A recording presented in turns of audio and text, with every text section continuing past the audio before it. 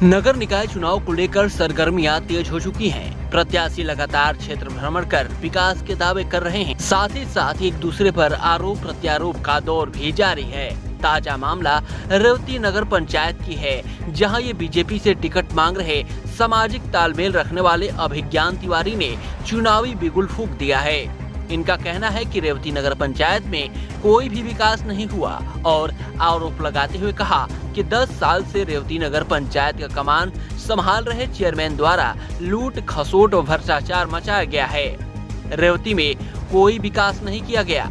युवाओं के लिए खेलने के लिए ना ही कोई मैदान है और ना ही बुजुर्गों के लिए टहलने के लिए कोई पार्क। अध्यक्ष पद के दावेदार अभिज्ञान तिवारी यही नहीं रुके, उन्होंने निवर्तमान चेयरमैन पर भी गंभीर आरोप लगाते हुए कहा कि इस बार मैं चुनावी मैदान में हूं। विकास करना ही मेरा और मेरे परिवार का शुरू से ही उद्देश्य रहा है और उसी उद्देश्य को कायम रखने के लिए मैं रेवती नगर पंचायत अध्यक्ष पद का दावेदार किया हूं। अगर जनता ने मुझे आशीर्वाद और मौका दिया तो रेवती नगर पंचायत का सर्वांगीण विकास कर हर मूलभूत सुविधाओं से जनता को लाभान्वित कराकर रेवती नगर पंचायत को बेहतर, सुंदर और स्वच्छ नगर पंचायत बनाकर ही दम लूंगा। मेरा नाम अभिज्ञान तिवारी है और मैं रेवती नगर पंचायत से अध्यक्ष पद का चुनाव लड़ रहा हूँ। मैं भाजपा में दावेदारी पेश किया हूँ, अपना पार्टी से टिकट मांगा हूँ। मेरी शैक्षिक योग्यता, मैंने MBA किया हुआ है और राजनीतिक पृष्ठभूमि हमारी शुरू से रही है। हमारे दादाजी आज़ादी के पहले भी हम मुखिया थे, स्वतंत्रता सेनानी थे। उसके बाद नगर पंचायत अध्यक्ष का उन्होंने भी चुनाव लड़ा। चुनाव जीतने के बाद लोगों ने स्टे लगा दिया, आगे वो नहीं बन पाए। उसके बाद पिताजी हमारे यहाँ से चेयरमैन रहे। पिछली बार हमारी पत्नी रनर प्रत्याशी रही हैं। इस बार हम दावेदारी कर रहे हैं। आप मुझसे नहीं पूछिए, मैं तो भाई चुनाव लड़ रहा हूँ, मैं तो अपनी बात कर लूँगा। आपको पूछना है रेवती की जनता से पूछिए। जो हमने अपने कार्यकाल में सड़कें बनवाई, आज से 10 साल 12 साल हो गए बने हुए, वो आज भी आपको जीवंत दिखेंगी। वही सड़कें दिख रही हैं और इस कार्यकाल में कोई काम हुआ ही नहीं। जो सड़कें बनी दिखाने के लिए वो 2 महीने में उखड़ गई। नाला जो बना वो टूट गया। कई सड़कें कागज़ पे ही बनी रह गई। हॉस्पिटल के पीछे वाली सड़क जाके देखिए, पूरा पेमेंट हो गया, आधी सड़क बनी थी, आधी नहीं बनी थी। उस पर रिन्यूअल का भी पैसा ये लोग खा गए। शमशान घाट 2 बार बना, दोनों बार धंस गया। RO प्लांट कोई काम नहीं कर रहा है। लाइटें जो लगी वो जल नहीं रही हैं। 60% कमीशन पर लाइटें लगाई गई हैं। तो पूरा रेवती को मालूम है। आज जाइए तो लोग कहते हैं कि श्री रामेश्वर नाथ तिवारी का किया काम है, नहीं तो रेवती में चलने लायक सड़क भी नहीं रहती। हमारा लगाया बिजली का खंभा आज तक चल रहा है। हमारे लगाया ट्रांसफार्मर, जगह जगह उस समय 2 ट्रांसफार्मर पर रेवती चल रहा था। 10 ट्रांसफार्मर हम लोग लाए। 500 राशन कार्ड रेवती में था, 4000 अतिरिक्त राशन कार्ड लाए। जिस राशन कार्ड के बदौलत आज लोगों को आवास की सुविधा, आयुष्मान कार्ड की सुविधा मिल रही है, तरह तरह सुविधाएं मिल रही हैं। तो हमारा ही काम बोल रहा है। काम उन्होंने क्या क्या भ्रष्टाचार किया, ये तो सबको मालूम है।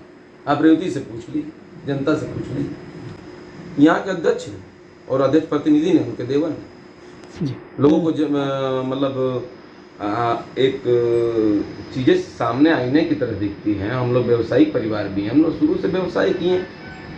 आप यहाँ नौकरी करके आके और आप यहाँ चेयरमैन का चुनाव लड़े और जीते, उसके बाद आप कहाँ से विद्यालय खड़ा कर लिए और कहाँ से अपना भट्टा खोल लिए? पैसे कहाँ से आ गए अचानक आपके पास? जमीनें कैसे ले ली इतनी अपने नाम पे? आपने अपना प्रॉपर्टी आपने कहाँ से खड़ा कर दिया?